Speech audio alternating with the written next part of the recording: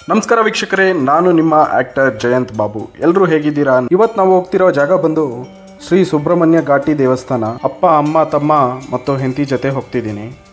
ಈ ದೇವಸ್ಥಾನ ಬಂದು ದೊಡ್ಡಬಳ್ಳಾಪುರ ತಾಲೂಕು, ಬೆಂಗಳೂರು ಗ್ರಾಮಾಂತರ ಜಿಲ್ಲೆಯಲ್ಲಿ ಸುಪ್ರಸಿದ್ಧವಾದಂಥ ಹಾಗೂ ಪುರಾಣ ಪ್ರಸಿದ್ಧವಾದಂಥ ದೇವಸ್ಥಾನ ಒಂದಾಗಿದೆ. ಇಲ್ಲಿ ಸುಬ್ರಹ್ಮಣ್ಯ ಸ್ವಾಮಿ ಸರ್ಪರೂಪದಲ್ಲಿ ಉದ್ಭವನಾಗಿರ್ತಾನೆ. ಈ ಕ್ಷೇತ್ರದ ವಿಶೇಷತೆ ಏನೆಂದರೆ, ಇಲ್ಲಿ ಹೆಚ್ಚಿಗೆ ಭಕ್ತಾದಿಗಳು ರಾಹುಕೇತು ದೋಷಗಳಕ್ಕಾಗಿ ಮತ್ತು ಮಕ್ಕಳು ಮದುವೆ ಆಗದಿರೋಂಥವರು ಹೆಚ್ಚಿಗೆ ನಮಗೆ ಇಲ್ಲಿ ಭಕ್ತಾದಿ ರೂಪದಲ್ಲಿ ಕಾಣಿಸ್ಕೊಳ್ತಿರ್ತಾರೆ.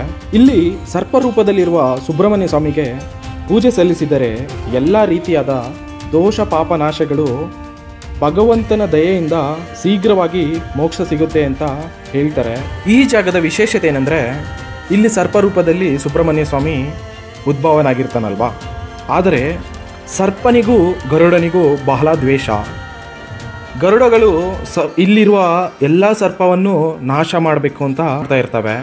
ಆ ಸಮಯದಲ್ಲಿ ಸರ್ಪರೂಪವಾಗಿರುವಂಥ ಸುಬ್ರಹ್ಮಣ್ಯ ಸ್ವಾಮಿ ವಿಷ್ಣುವನಿಗೆ ಕುರಿತು ತಪಸ್ಸು ಮಾಡಿರುವ ಜಾಗ ಇದು.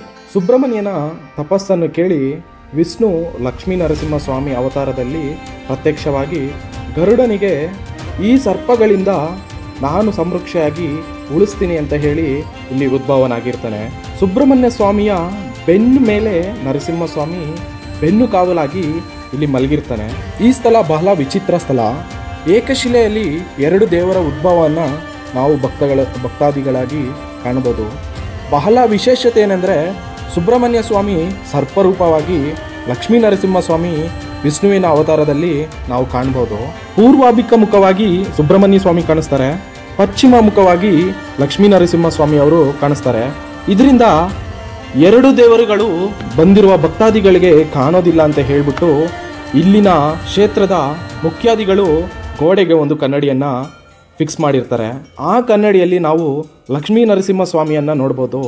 ಹಾಗೆ ಮುಂದುಗಡೆಯಿಂದ ಸುಬ್ರಹ್ಮಣ್ಯ ಸ್ವಾಮಿಯನ್ನು ದರ್ಶನ ಪಡೀಬೋದು. ನೋಡಿ, ಇಲ್ಲಿ ನಾವು ಸುಬ್ರಹ್ಮಣ್ಯ ಸ್ವಾಮಿಯಾಗಿ ಸರ್ಪರೂಪದಲ್ಲಿ ದರ್ಶನ ಪಡೀತಿದ್ದೀರಿ. ಇದರ ಹಿನ್ನಡೆಯಲ್ಲಿ ಒಂದು ಕನ್ನಡಿಯನ್ನು ಫಿಕ್ಸ್ ಮಾಡಿರ್ತಾರೆ. ಆ ಕನ್ನಡಿಯಲ್ಲಿ ನಾವು ಲಕ್ಷ್ಮೀ ನರಸಿಂಹ ಸ್ವಾಮಿಯನ್ನು ದರ್ಶನ ಪಡೀಬೋದು. ಅಲ್ಲಿ ಗೋಡೆಗೆ ಕನ್ನಡಿಯನ್ನು ಫಿಕ್ಸ್ ಮಾಡಿದ್ದಾರೆ ನೋಡಿ, ಆ ಕನ್ನಡಿಯಲ್ಲಿ ನಾವು ಲಕ್ಷ್ಮೀ ನರಸಿಂಹ ಸ್ವಾಮಿ ಅವರನ್ನು ದರ್ಶನ ಪಡೀಬೋದು. ಈ ಸ್ಥಳದ ಇದೇ ವಿಶೇಷತೆ. ಯಾಕಂದರೆ ಏಕಶಿಲೆಯಲ್ಲಿ ಎರಡು ದೇವರನ್ನು ಉದ್ಭವ ಆಗಿರೋದು ತುಂಬ ವಿಶೇಷವಾದ ಸ್ಥಳವಾಗಿರುತ್ತೆ. ಮತ್ತು ದೇವರ ದರ್ಶನವನ್ನು ನಾವು ಪಡೆದು ಈಚೆ ಬಂದಿದ ತಕ್ಷಣವೇ ನಮಗೆ ನವಗ್ರಹ ಕೂಡ ಸಿಗುತ್ತೆ. ಅದನ್ನು ದರ್ಶನ ಮಾಡಿ ದೇವಸ್ಥಾನದ ಬಾಗಿಲು ಈಚೆ ಬಂದಿದ ತಕ್ಷಣವೇ ಎಡಭಾಗದಲ್ಲಿ ಮೂಲ ವಿರಾಟನನ್ನು ನಾವು ನೋಡ್ಬೋದು. ಈ ಸುಬ್ರಹ್ಮಣ್ಯ ಸ್ವಾಮಿ ಮೂಲ ಸ್ಥಳ ಎಲ್ಲಿದೆ ಅಂತ ಅಲ್ಲೇ ಎಡಭಾಗದಲ್ಲೇ ಹಳೆ ವಿಗ್ರಹ ಮತ್ತು ಅದನ್ನೆಲ್ಲ ಇಲ್ಲೇ ಇದೆ ಮೂಲ ದೇವರು. ಅದನ್ನು ದರ್ಶನ ಮಾಡಿ ಸ್ವಲ್ಪ ಮುಂದಕ್ಕೆ ಬಂದಿದ ತಕ್ಷಣವೇ ನಾವು ಒಂದು ಕಲ್ಯಾಣಿಯನ್ನು ನೋಡ್ಬೋದು. ಆ ಕಲ್ಯಾಣಿ ಜಾಗದಲ್ಲಿ ನಾನಿದ್ದೀನಿ.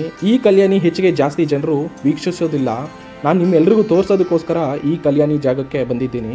ಈ ಕಲ್ಯಾಣಿ ಬಂದ್ಬಿಟ್ಟು ದೇವಸ್ಥಾನದ ಸ್ಟಾರ್ಟಿಂಗ್ ಎಂಟ್ರೆನ್ಸಲ್ಲಿರುತ್ತೆ, ಆರ್ಚ್ ಹತ್ರ ಇರುತ್ತೆ. ಈ ಕ್ಷೇತ್ರದಲ್ಲಿ ನಾವು ಹೆಚ್ಚಿಗೆ ಮಂಗವನ್ನು ನೋಡ್ಬೋದು, ಅಂದರೆ ಕೋತಿಗಳನ್ನು ನೋಡ್ಬೋದು. ಸ್ವಲ್ಪ ಹುಷಾರಾಗಿ, ಕೋತಿಗಳಿಂದ ಹುಷಾರಾಗಿರಿ. ನೀವು ತಂದಿರುವ ಪೂಜೆ ಸಾಮಗ್ರಿಗಳನ್ನು ಕಿತ್ಕೊಳ್ಳೋಕ್ಕೆ ಪ್ರಯತ್ನ ಮಾಡ್ತವೆ.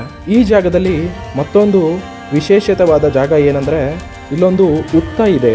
ಆ ಹುತ್ತದ ಸುತ್ತು ಸರ್ಪಗಳ ಪಡಗಳ ಕಲ್ಲುಗಳು ನಾಟಿದ್ದಾರೆ. ಈ ಹುತ್ತದಲ್ಲಿ ಭಕ್ತಾದಿಗಳು ಬಂದು ನೀರನ್ನು ಸಲ್ಲಿಸಿ, ಹಾಲನ್ನು ಸಲ್ಲಿಸಿ ಮತ್ತು ಅರಿಶಿನ ಕುಂಕುಮ, ಹೂವು, ಹಣ್ಣು, ಹಂಪಲ ಎಲ್ಲ ಸಲ್ಲಿಸಿ ಅವರಲ್ಲಿ ಇರುವ ಎಲ್ಲ ದೋಷಗಳಿಗೆ ನಾಶವಾಗಿ ಮೋಕ್ಷವಾಗಲಿ ಎಂದು ಬೇಡ್ಕೊತಿರ್ತಾರೆ. ಇದೇ ರೀತಿ ನಾವು ಕೂಡ ಇಲ್ಲಿನ ದೇವರನ್ನು ದರ್ಶನ ಪಡೆದು, ನೀವು ಕೂಡ ನೋಡಿ ನಮ್ಮನೆಯವರು ಹೇಗೆ ಪೂಜೆ ಮಾಡಿದ್ದಾರಂತ. ನಮ್ಮಮ್ಮ ಅವರು ಅರಿಶಿನ ಕುಂಕುಮ ಎತ್ಕೊಂಡ್ಬಂದು ಪೇಪರಲ್ಲಿ ದೇವ್ರಿಗೆ ಬೊಟ್ಟು ಎಲ್ಲ ಇಟ್ಟಿದ್ರು. ಅದರ ಹಿಂದೆ ನಮ್ಮ ಮಿಸ್ಸಸ್ ಅವರು ಹೂವು ಇಡ್ತಿದ್ದಾರೆ.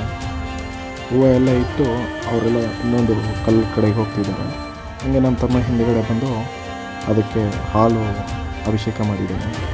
ಈ ರೀತಿ ಎಲ್ಲ ಭಕ್ತಾದಿಗಳು ಇಲ್ಲಿ ಬಂದು ಹುತ್ತದಲ್ಲಿ ಮಾಡ್ತಿರ್ತಾರೆ. ಎಲ್ಲ ವೀಕ್ಷಕರಿಗೂ ಹಾಗೂ ಸಮಸ್ತ ಎಲ್ಲ ಜನರಿಗೂ ಒಳ್ಳೆಯದಾಗಲಿ ಅಂತ ದೇವರಲ್ಲಿ ಒಂದು ಮನವಿ ಮಾಡಿಕೊಂಡು ಮತ್ತೊಂದು ವಿಡಿಯೋಸ್ ನಿಮ್ಮೊಂದಿಗೆ ತರೋದಕ್ಕೆ ಪ್ರಯತ್ನ ಪಡ್ತೀನಿ.